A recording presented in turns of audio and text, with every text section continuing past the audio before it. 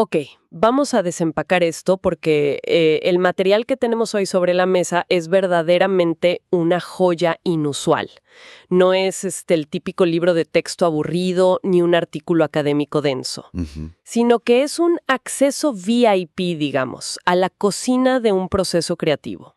Lo que vamos a desgranar en nuestra inmersión profunda de hoy son los cimientos absolutos del episodio 2 del podcast Entrevista Álmica. Que es una producción de Nagenta, claro. Exactamente. Y lo verdaderamente fascinante de esto es que las fuentes que estamos analizando son literalmente una serie de audios de WhatsApp. Es un formato súper crudo, muy rico. O sea, se trata de un intercambio privado bastante extenso entre Iván, que es el conductor de ese podcast, y su mentora, la astróloga Vero Putica. Sí, sí. Y tener acceso a estos audios es como mirar por el cerrojo de una puerta mientras dos mentes brillantes debaten en tiempo real. Cruzan sociología, biología y, bueno, por supuesto, la astrología. Totalmente. Y todo para intentar darle sentido a un fenómeno cultural muy moderno y a menudo bastante incomprendido. Y el eje central de toda esta charla, el gran gancho que dispara este análisis a fondo, es el fenómeno Therian. Ajá. Para dar un poco de contexto a quienes nos escuchan, estamos hablando de un movimiento protagonizado mayormente por personas muy jóvenes que se autoperciben, ya sea espiritual o psicológicamente, como animales no humanos. Claro, sienten que tienen el alma de un lobo, por ejemplo. Exacto. O de un zorro o de un gato, pero habitando un cuerpo humano. Y la misión de nuestra charla de hoy es entender qué nos dice exactamente este fenómeno sobre el momento evolutivo que estamos atravesando como sociedad. Un predominante en Internet, lamentablemente. Sí, casi siempre. Pero ellos intentan desmontar las tuercas y tornillos de esta identidad. Analizan cómo las modas extremas que nacen en las redes sociales actúan en realidad como espejos de ansiedades profundísimas. Hablan de nuestra desconexión emocional, de la presión de la vida adulta y de cómo la biología humana está literalmente chocando de frente con la hiperconexión digital. Es que hay un momento en los primeros audios donde Vero Putica cuenta cómo se metió de lleno en el tema. Y la verdad, estoy asombrada. Es increíble. Ella menciona que es autista y que pasó todo un fin de semana hiper enfocada, leyendo, rastreando foros antiguos, absorbiendo información de manera casi obsesiva. Sí, esa capacidad de investigación es brutal. Totalmente. Incluso, y esto me pareció espectacular, cuenta que levantó la carta natal del momento exacto en que se acuñó la palabra Therian en los foros de Internet, allá por los años 90. Pero lo que realmente me dejó pensando fue cuando ella menciona a Franz Kafka como una especie de, digamos, primer Therian conceptual. ¡Wow! Sí. O sea, ¿cómo conecta a un autor de principios del siglo XX con chicos que usan máscaras de zorro en TikTok? Bueno, es una conexión literaria y psicológica muy, muy aguda. Si pensamos en la metamorfosis de Kafka, la historia de este hombre que amanece convertido en un insecto gigante, vemos que no se trata realmente de ciencia ficción. Kafka usó esa transformación animal para representar una alienación extrema. Una desconexión total. Exacto. El protagonista se sentía aplastado por las expectativas económicas, por el sistema, por su propia familia, al punto de perder su humanidad. Vero sugiere que los jóvenes de hoy están experimentando un aplastamiento similar, pero impulsado por el ruido digital y las demandas de un mundo hipercomplejo. Convertirse en un animal es una forma de comunicar una alienación profunda frente a las exigencias de ser humano hoy en día. Eso plantea un punto interesantísimo, porque solemos pensar en estas identidades de Internet como simples caprichos estéticos, pero aquí Vero está sugiriendo que es un mecanismo de supervivencia psicológica. Definitivamente. Ahora, en los audios ella hace una distinción muy clara y necesaria. No mete todo el fenómeno en la misma bolsa. Separa lo que es puramente médico de lo que es sociológico. Exactamente. Ella divide el fenómeno en dos grandes vertientes. Por un lado, reconoce que existe una patología médica real. La entropía, ¿no? Sí, documentada en la psiquiatría como licantropía clínica. Estamos hablando de casos psiquiátricos severos donde la persona pierde por completo el contacto con la realidad y su voluntad humana.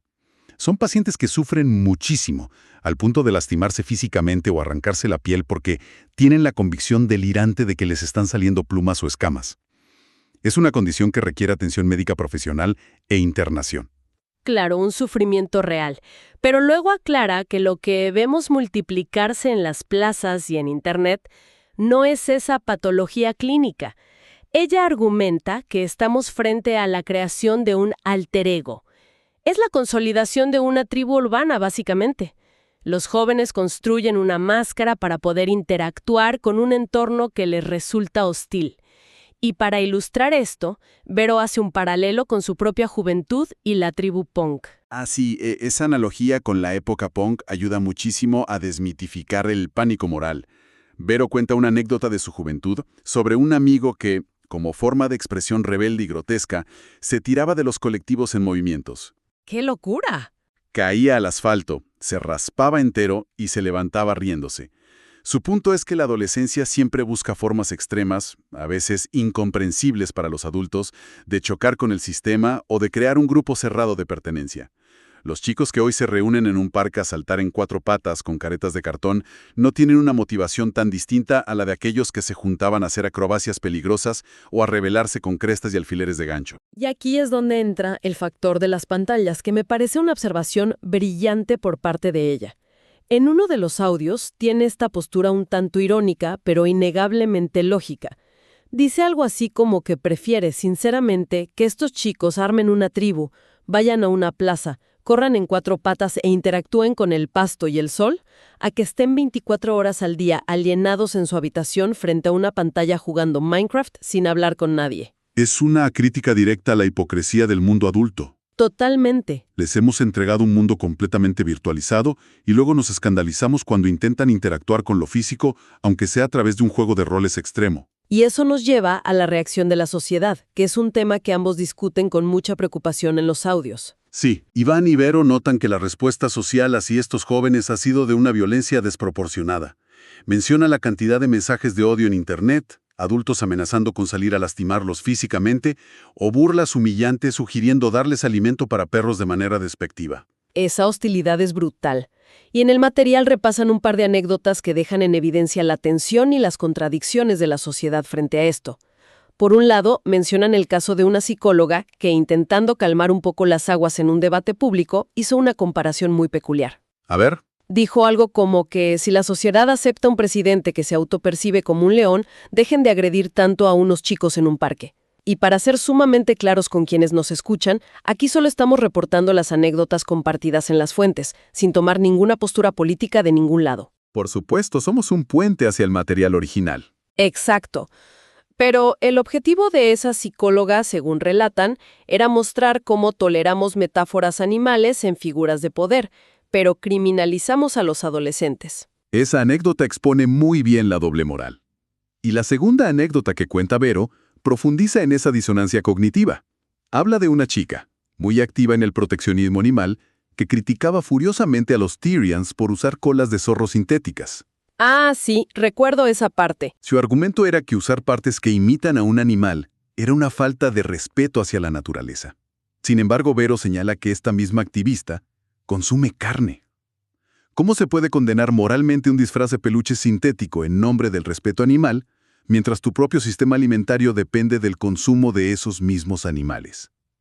Estas reacciones tan viscerales, concluyen en los audios, nos dicen mucho más sobre las inseguridades estructurales de los adultos que sobre los adolescentes mismos. Ese contraste es fuertísimo. Y luego, la conversación en los audios da un giro cuando Iván toma las riendas del análisis. Él se describe a sí mismo con una energía muy Capricornio, muy pragmática y anclada a la realidad material. Así que decide abordar este fenómeno desde la biología pura y desde el concepto de la encarnación, es decir, la idea de que somos almas habitando un envase en 3 dimensiones. Un cuerpo humano que viene con reglas preinstaladas. La forma en que Iván lo explica es, a mi juicio, el concepto más iluminador de todo este intercambio. Él utiliza la metáfora de la informática. Plantea que nuestro cuerpo, este esqueleto bípedo, nuestra corteza prefrontal y nuestra capacidad de lenguaje conforman el hardware. Es la máquina física, innegociable, con la que llegamos al mundo. Y por otro lado, nuestro temperamento, ese instinto primario que a veces puede ser feroz, protector o territorial, y que algunos llaman energía animal, es el software. Y aquí es donde se pone realmente interesante. Iván dice que intentar vivir al 100% como un animal, ignorando las limitaciones y el diseño de tu cuerpo humano, es exactamente igual a intentar instalar el sistema operativo de una Mac en el hardware de una PC tradicional. Simplemente va a generar un error del sistema. Exacto. Hay una incompatibilidad de base. Va a crear un cortocircuito constante porque el envase no está diseñado para correr ese código. Si llevamos esa metáfora al plano físico, las consecuencias son tangibles e inmediatas. Iván lanza preguntas que son bastante incómodas pero necesarias desde el punto de vista evolutivo y ergonómico. El cuerpo humano lleva miles y miles de años evolucionando para adaptar su columna vertebral, sus cervicales y su pelvis para caminar sobre dos piernas. Claro. Entonces, se pregunta Iván, ¿qué ocurre físicamente con la estructura ósea de un adolescente que pasa horas de sus días saltando o corriendo en cuatro patas sobre el asfalto o el césped?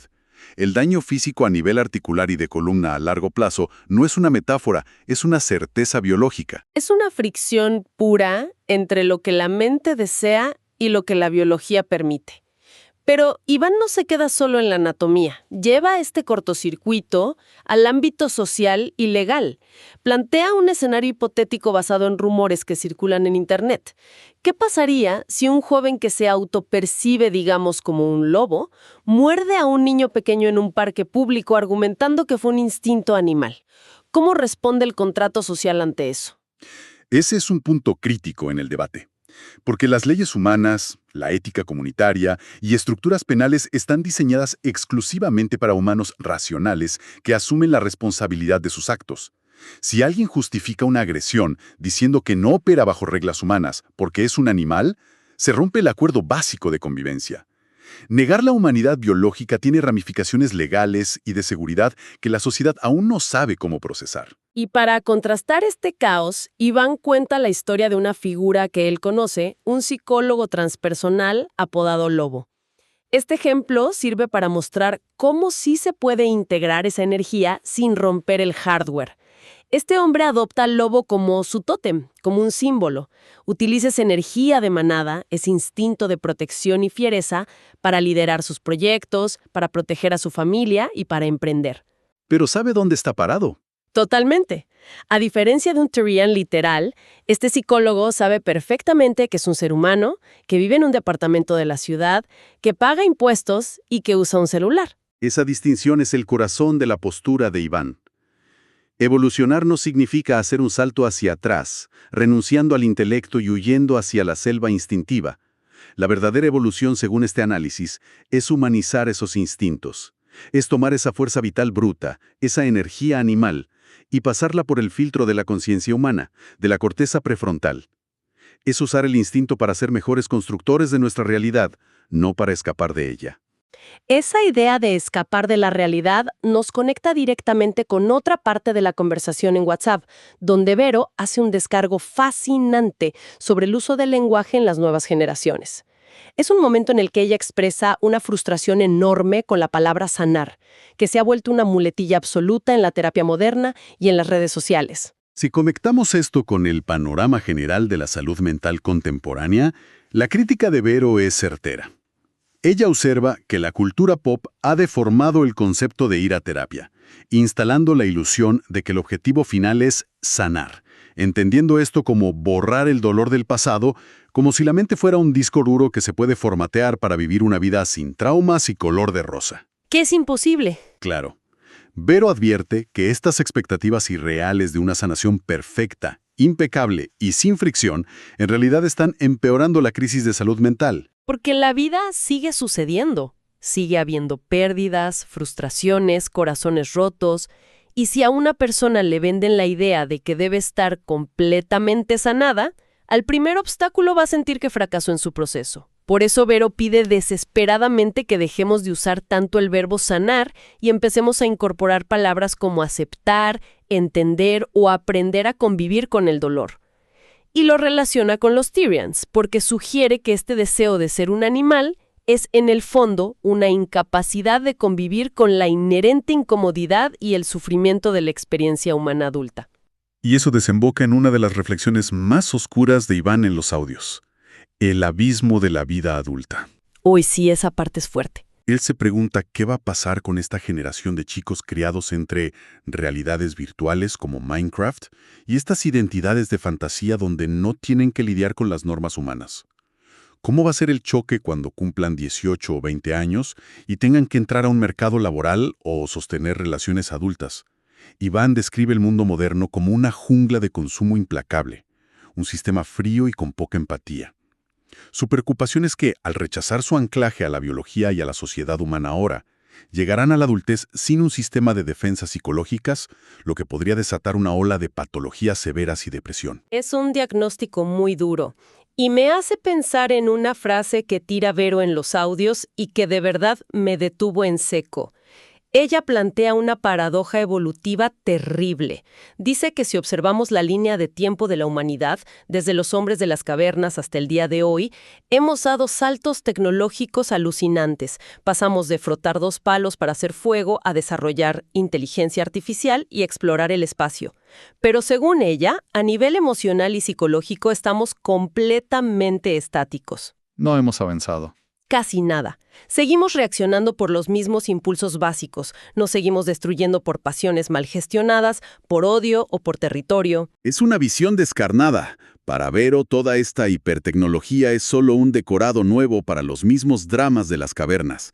Y en ese sentido, interpretar el fenómeno Therian como una vanguardia evolutiva es un error. Es más bien un síntoma de ese estancamiento emocional.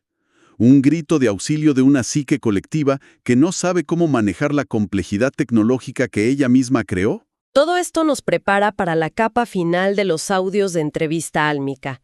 Porque no olvidemos que Vero Pútica es astróloga, y toda esta sociología, ideología de la que hablamos, tiene un correlato en el cielo.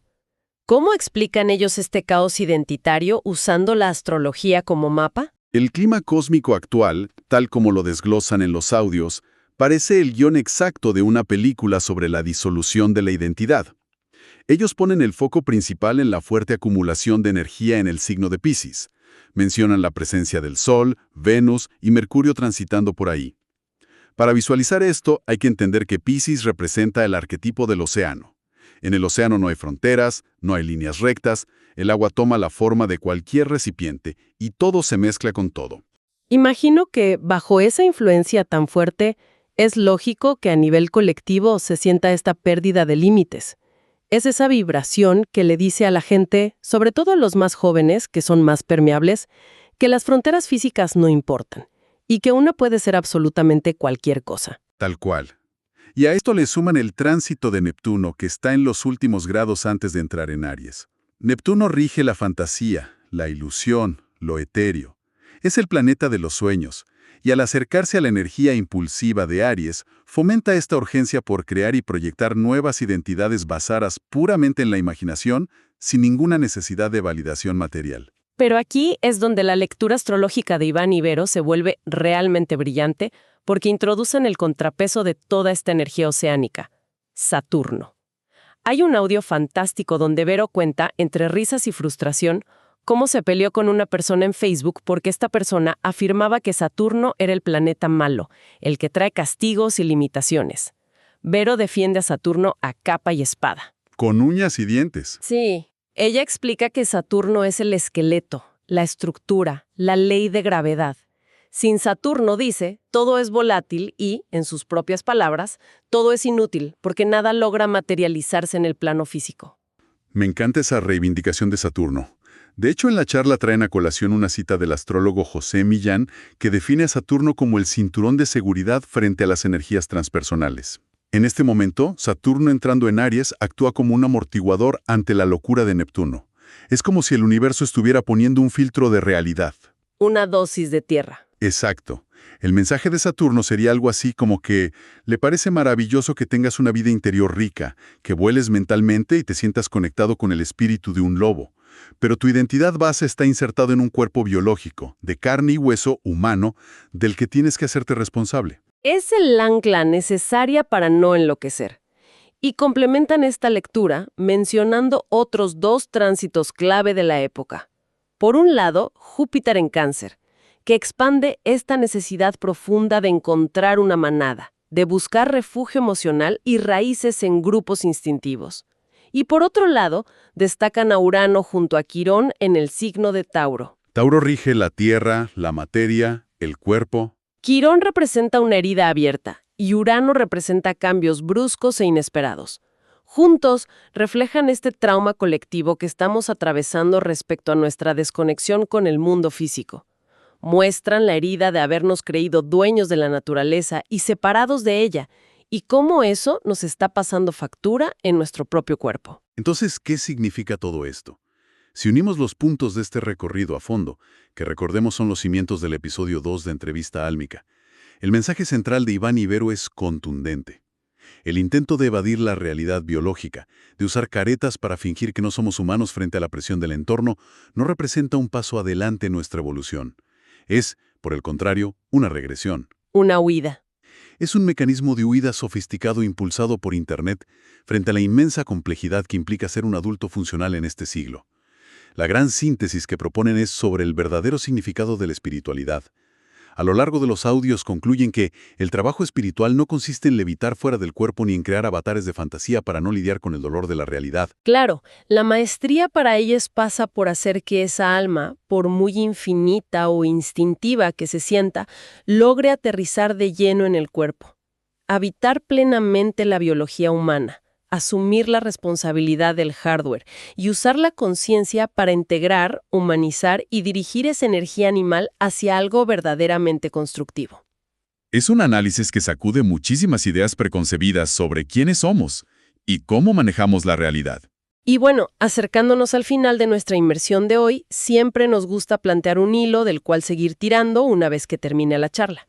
Para la audiencia, Y esto plantea una pregunta importante si observamos la paradoja de nuestra era tecnológica.